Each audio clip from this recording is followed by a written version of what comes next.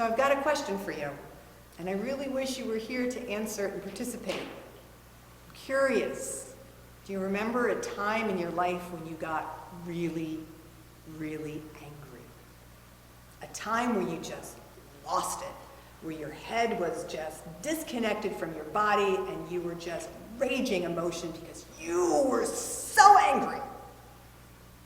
I do, and I'll share that with you.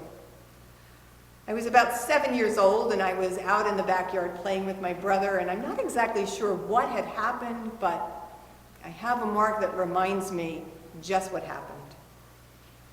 Whatever game we were playing, it turned to something that just upset me, and I didn't want to have anything to do with it, and I ran into the house and I slammed the back door and my hand went through the window. That anger that just enraged me, and my emotions took over, and I was out of control. Out of control. When I remember this story, it connects me deeply to the emotions that the human form of Jesus must have experienced in what we hear in today's gospel. The story is very interesting because there are not many stories that occur in all four gospels, and this is one of them. Matthew happens in chapter 21, Mark chapter 11, Luke 19. The reason I mention the chapter numbers is in those three, in the synoptic gospels, the synoptic meaning seeing, all seeing the same, the story falls much later in the story of Jesus. Much later, much more in his ministry, his life, and his example has occurred. But in John's gospel, it happens in chapter 2. What is the story which is the demise of Jesus' ministry, what causes the leaders to plot to have him arrested, in John is a ground-forming rather than a ground-breaking and destructive event in the gospel. This story happens just after Jesus' first sign or miracle. In John chapter 1, we would read the story about the wedding at Cana when he reveals himself, or rather, his mother asks him to perform a miracle which then reveals who he is and the powers that he has received. In John, it's the raising of Lazarus that sets the religious leaders and the political powerhouses off on a tear to find Jesus and to bring him to account. Today's story in John is a different form, a different framing of John's theology of what Jesus and Jesus' mission is all about. Very interesting that we in today's Hebrew Testament receive the story in Exodus about the Ten Commandments, the forming of the law, those guidelines in which we are to live. And we'll cover that a little bit in Sunday Night Live with our confirmation students, so I don't want to give too much away, but hopefully that interests you to join in and listen. The law that was given through Moses from God to create those boundaries that keep us right with God and also right with each other in relationship. These laws that form us, inform us, and lead us have, in Jesus' time, created a situation in the marketplace for the temple and those who are responsible for taking care of the temple to now be a place of corruption and deceit, where the temple has moved from being the house of God to the house of commerce.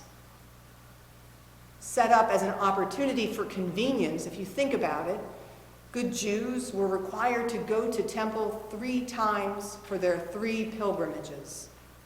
And if you lived a distance away and you were bringing your sacrifice that was corresponding to your stature and your wealth and your abundance that you had received from God, it might be difficult to take that with you, to take a bird in a cage or a sheep or an oxen a long distance to care for it.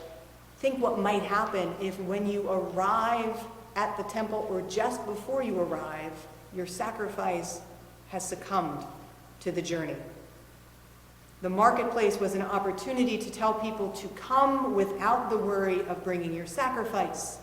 Bring your goods that you have and your money and exchange that. Don't bring the dirty money from the Romans.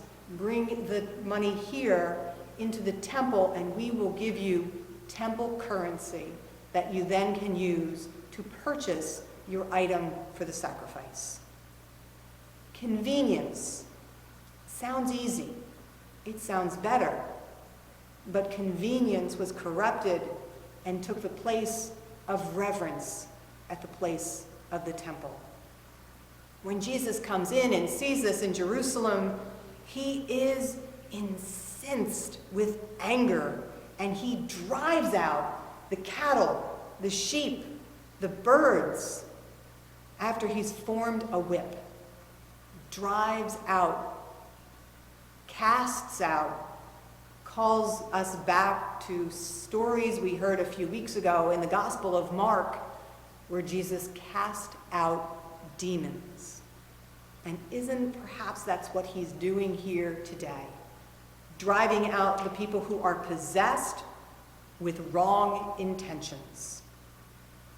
Jesus' actions of turning over the tables and breaking open the cages is an action of dismantling the injustices, the misuses, and the corruption of the gift of the law that they had received.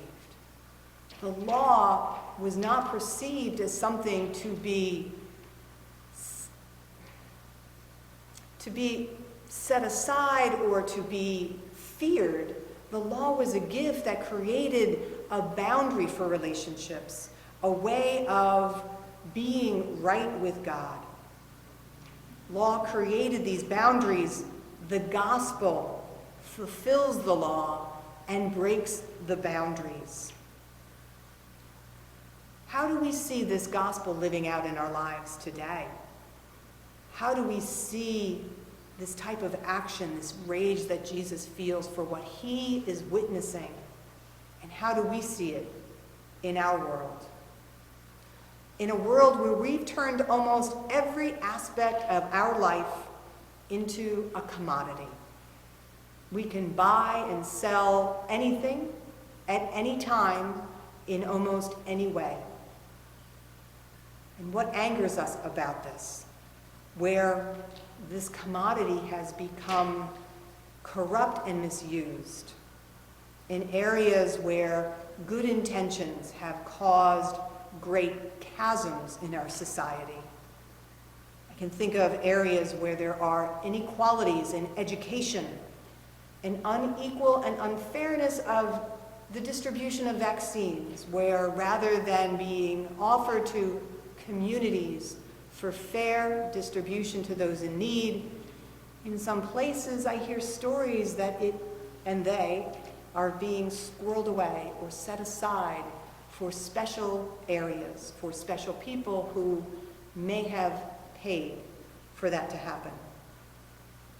We can be angry about the misuse of things like the PPE grants that have gone out, or government grants and programs to help communities rebuild after disasters.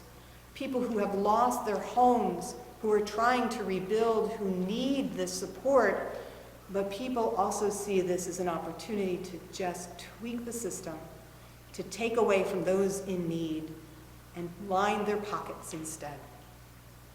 Systems designed to help have become cesspools of corruption. A quote that I constantly keep coming back to resonates here again, and I shared it with you, and I share it again. We do not rise to our highest goals. We fall to our most broken systems. We fall to our most broken systems. What is it in our world around us that we see that we want to dismantle? There are just too many things to name.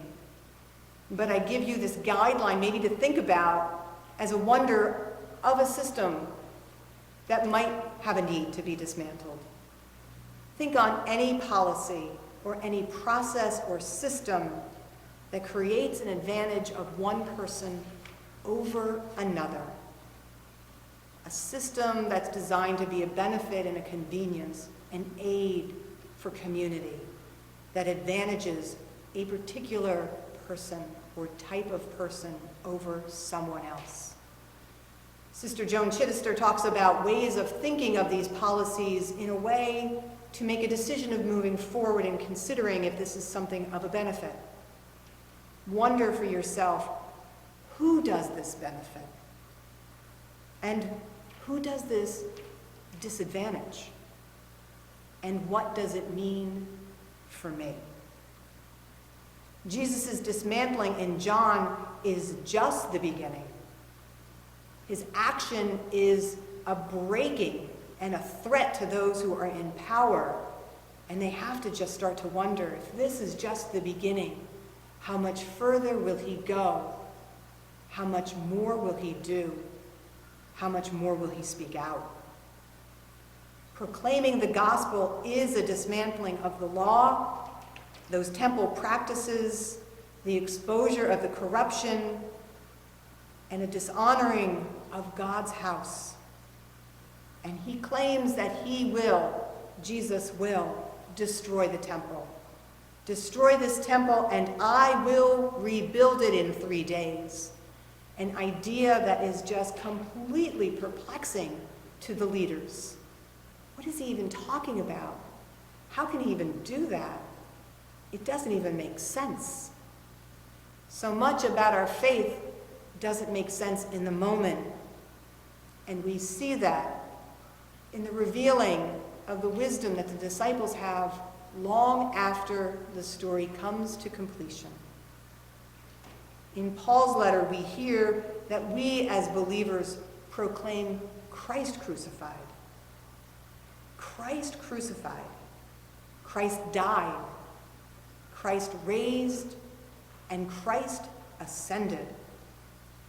An action that is beyond our thoughts, defies all logic and wisdom, dismantles all systems that are in place, and liberates all people. The cross, a means of death, becomes a tool that liberates and frees all people. It is the ultimate form of dismantling injustice in the world. Amen.